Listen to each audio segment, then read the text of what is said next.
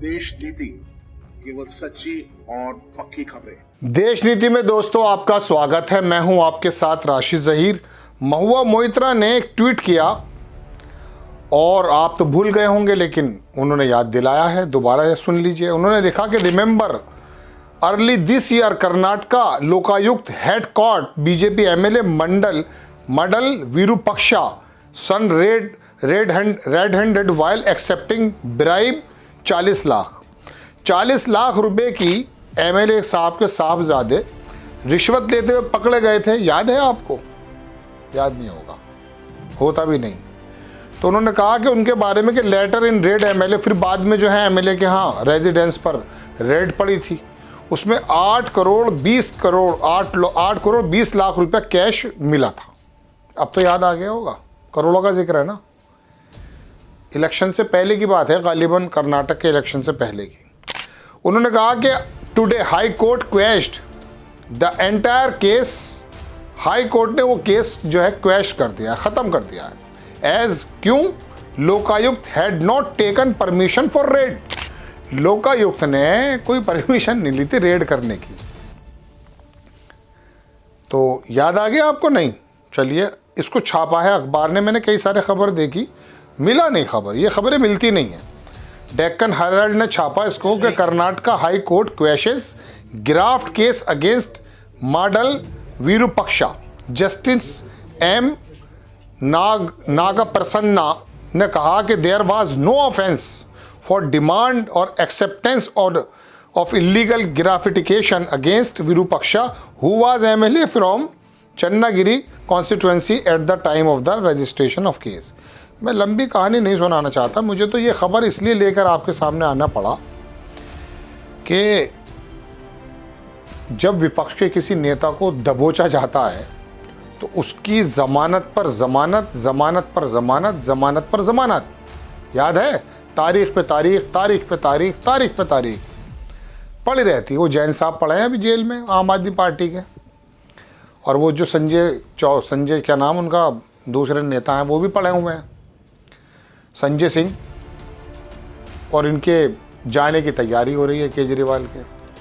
और तमाम विपक्षी नेताओं पर रेड करने के लिए सीबीआई, ईडी इस कदर तेज़ी से काम करती है कि सरकारें पलट जाती हैं जनाबे वाला।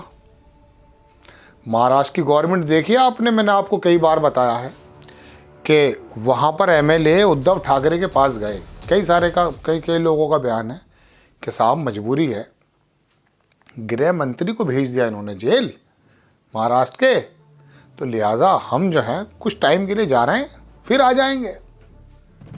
उद्धव ठाकरे बोले कि हाँ साहब, मामला थोड़ा ऐसा ही है, आप भी चले जाओ, कोई दिक्कत नहीं। ऐसे बयान आए हैं। फिर क्या हुआ, वो एमएलए प्राइवेट जेट से पहले गुजरात पहुँचे, फिर वहाँ पहुँचे जो कांग्रेस के नेता नहीं थे, क्या नाम उनका, बिस्वा साहब, वो भी दूध के धुले हो गए।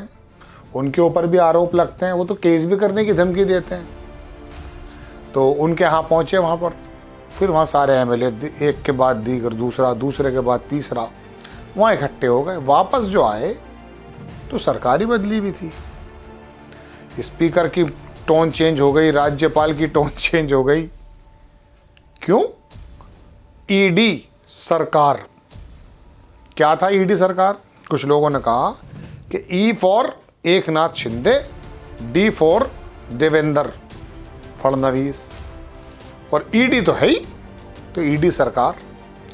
ये एमएलए साहब का जो है, हाई कोर्ट के बारे में कुछ नहीं बोलूँगा, बेफिक्र रहिए, कोई ग्राउंड्स ही होंगे जो क्वेश हुआ है, लेकिन बाकी तमाम चीज़ें राहुल गांधी और उसकी जो वालिदा हैं सोनिया गांधी जी, उनको बहुत थोड़े से पैसों के लिए 1, 2, 2.5, 3, 5 करोड़ होंगे, तो मुझे रकम याद नहीं है, उस केस के अंदर बार बार बुलाया जाता है। और वो संबित पात्रा अपनी ये बारीक आवाज़ में इतना चीखता है, बेल पर भार है, बेल पर भार है।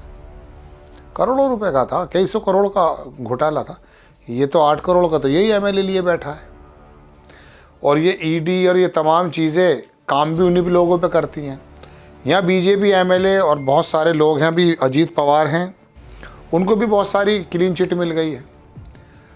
मध्य प्रदेश में प्रधानमंत्री जी बोल रहे थे कि इतने करोड़ रुपए का घाटा हुआ है, घोटाला हुआ है, वो घोटाला बता रहे थे अजीत पवार साहब का। 5 दिन बाद वो डिप्टी सीएम बन गए साहब। ये इस देश में होता है, हमारे और आपके। अब जानते हो क्यों होता है? आपकी वजह से होता है। क्योंकि आपके हाथ में जब 5 बरस में एक बार वोट का नाम आता है ना, वोट की चिट आती है, तो उस वक्त आप भारत के जागरूक नागरिक ना बन करके कार्यकर्ता बनकर जो वोट देने जाते हैं, तो वो समझ गए कि ये तो बेवकूफ़ है, इनका बराबर बेवकूफ़ बनाएंगे, घबराओ मत। तो ये तमाम कहानी है विपक्ष के लोगों को। अगर उनके यहाँ भी डकैती हुई है, चोरी हुई है, घोटाले हुए हैं, तो वो भी जाने चाहिए जेल। लेकिन ये क्या है कि सारे के सारे चोर या घोटालेबाज या जो भी कुछ कहा जा सकता है वो विपक्ष के नेताओं में है। आपका इतना बड़ा संगठन, इतनी बड़ी पार्टी आपके यहाँ मिलते ही नहीं है, और मिलते हैं तो ऐसे केस क्वेश हो जाते हैं। आपको खबर कैसी लगी अपनी राय कमेंट्स बॉक्स में ज़रूर दीजिएगा। चैनल को सब्सक्राइब कीजिएगा, शेयर कीजिएगा। नेक्स्ट टाइम मैं किसी खबर के साथ आता हूँ। जय हिंद।